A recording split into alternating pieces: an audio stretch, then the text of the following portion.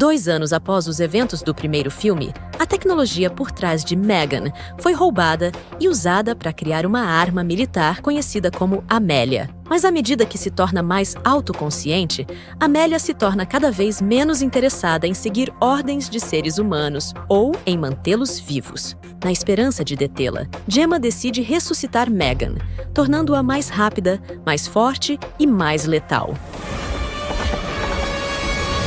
Que porcaria é essa? Você me colocou nesse Teletubby de plástico? Prova que você é confiável. E quem sabe você não ganha um upgrade. Megan is creepy. She's even creepier. The fact that she can do all of the things that she can do now make her just even more uncanny. Amelia is terrifying. The menace you feel coming from her, that is like very real and formidable. Senhora Foster, temos problema. Estamos caçando uma androide autônoma chamada Amelia. Foi criada usando o seu projeto da Megan.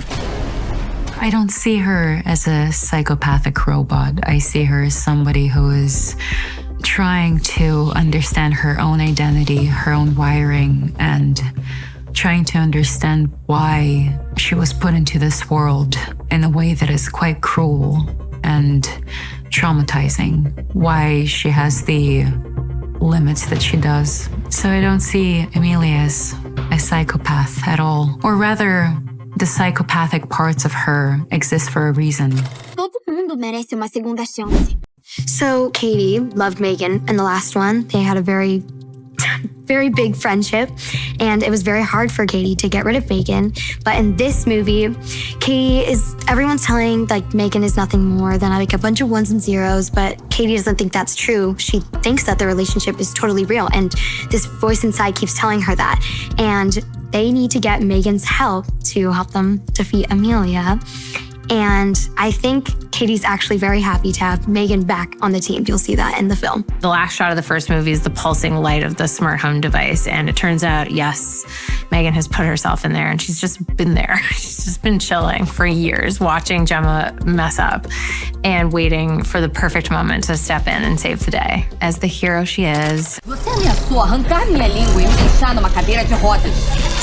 Eu tava chateada. When it came to designing Megan 2.0, we didn't really want to lose what people loved about her. We played around with different hairstyles and looks and things like that, but ultimately we felt like anything that moved too far away just didn't feel like Megan. So we were very careful to retain all of those things. So Adrian brought on Mark Satrakian, who's a bit of a animatronics, robotics kind of whiz, and he has this software that he built himself, and he was able to take all of Megan's lines and recalibrate all of her functions so that she would actually have a much closer lip sync this time. So, you know, we kind of managed to just get even further into the uncanny valley with what Megan can do this time. It's really fun for us as an audience to see an upgraded version of Megan, to see, you know, a kick-ass version of what Megan could be, you know, compared to what she was in the first movie, so that she can be at the same level as Amelia. A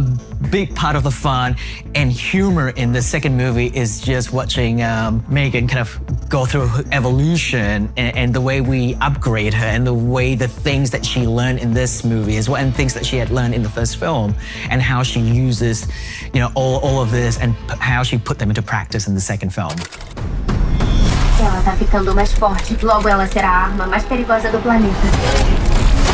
A lot of ways, Amelia is Megan 2.0. She's Megan to the nth degree. She's Megan rebuilt with military hardware and a sole purpose, which is just revenge. Like, for all Megan's faults, at least she had an objective to protect Cady, whereas it seems that Amelia has been reprogrammed. And it seems that when Amelia becomes self-aware and becomes rogue, all she has is animosity to those people that created her, tortured her, treated her as a slave. And so it becomes this interesting thing of, you know, we create these robots to do our bidding, and if they become, you know, self-aware, what are their feelings going to be towards us? Our relationship with Amelia evolves, obviously, with the amount of information we have about her as a character. Initially, what we think is that she is just a step above what we knew was possible in terms of AI. She's an infiltration droid. That's how she's sold to the government anyway, who in theory just comes into a bunker, a space where there are a lot of threats, where we wouldn't want to send a human agent in necessarily.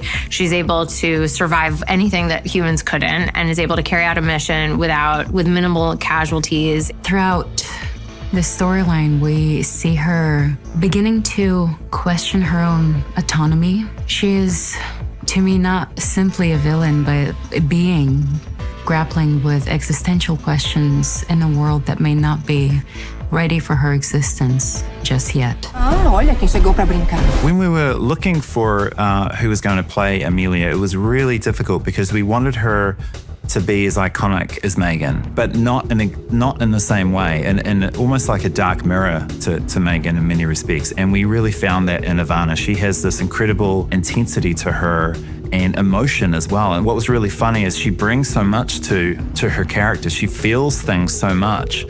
She can't help but kind of start crying when she's performing, but robots don't cry. So we had a sort of, we had to do some work in visual effects to make sure that she can feel those things, but without actually glassing up. She just commits to everything and she really trains hard. There were so many sequences that relied upon her having a really unnatural physicality, and she spent so much time with the movement coach and the stunt team to figure out how to do all of these things with the grace of a robot. There's more killer dolls, bigger fight sequences for sure, and bigger sets and cooler sets. The movie touches on, a lot of the themes that is very relevant today, right now, as we're moving into a whole new world that we're not really sure what it's going to be like, and we're just jumping headfirst into it. And so there is obviously that cautionary tale that comes with that. But I also think the movie also speaks about how technology, though scary, can also help us as well. Obviously, the audience really wants to see Megan dance again, but I didn't want to do the exact same thing we did on the first movie. And so it became a thing of how do we do this again, but in a way that's kind of a surprise. So I came up with a scenario that Megan is dressed, she's a robot, she's at this AI convention, and she's essentially a robot dressed as a human pretending to be a robot. And what ends up happening is she's wearing an outfit of one of these performers, and she ends up being caught in the spotlight and realizing, she's expected to kind of dance, and she really doesn't want to dance. But in order to not give herself away and draw too much attention to herself, she has to dance. But in this scenario, we wanted to do like a robot breakdance. From the very beginning of the movie, we know that our heroes aren't on firm ground. They're not safe. Everything is not right. And so from there, the sense of being unsafe and uneasy kind of permeates the whole movie and doesn't really let go until it's all done. And then even then, in a world where you get the sense that Megan is kind of everywhere, even when you think she's not there anymore, you're just wondering. And what's creepier than that, of wondering if Megan's watching you or not? She is. Saudade de mim. Se você gosta deste tipo de conteúdo, não esqueça de deixar seu like, se inscrever no canal e ativar as notificações.